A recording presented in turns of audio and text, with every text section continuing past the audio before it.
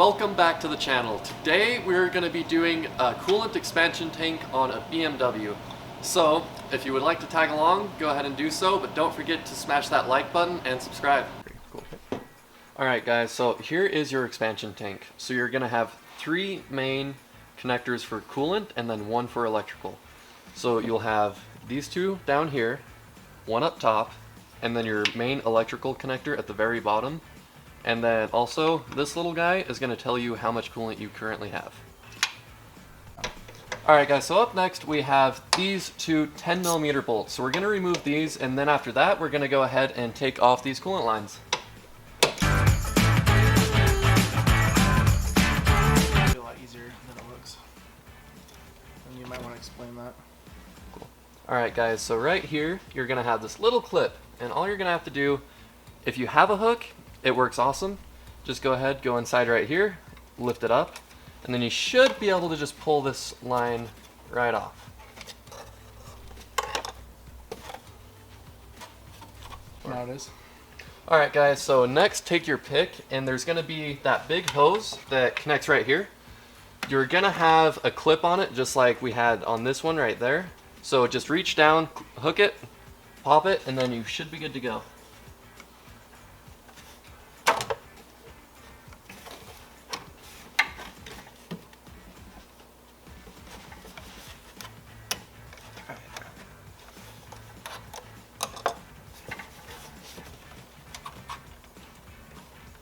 Buddy, after you get this big hose disconnected, go ahead and lift it up. Just be careful that you don't go too far.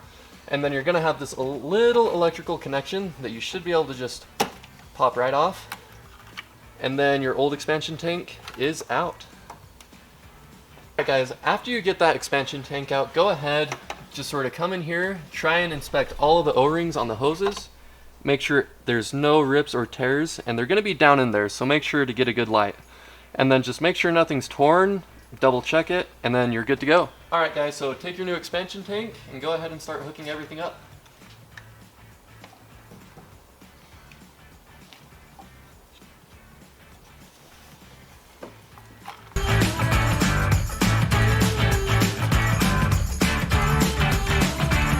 Right here, this guy is sort of an overflow, just so you guys know. And there will be a hole in the fender that it goes into. You can watch me fail and have.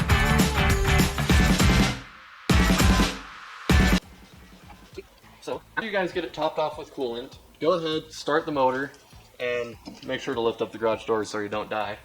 And just let the coolant circulate through, get out all the air bubbles, and then top it off after that. Okay guys, so next is bleeding the air system. So what you're going to do is you're going to take your key and you're going to put it in the ignition. You're not going to push on the brake because it will start. Make sure that you push this to the on position. It's all on. You'll know because your lights and everything kicked on.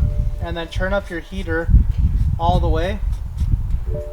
And then it doesn't have to be on full blast or anything. And then push 2 times on the accelerator and hold it. And then as you listen, you'll end up hearing the start circulating. Coolant pump. Yep.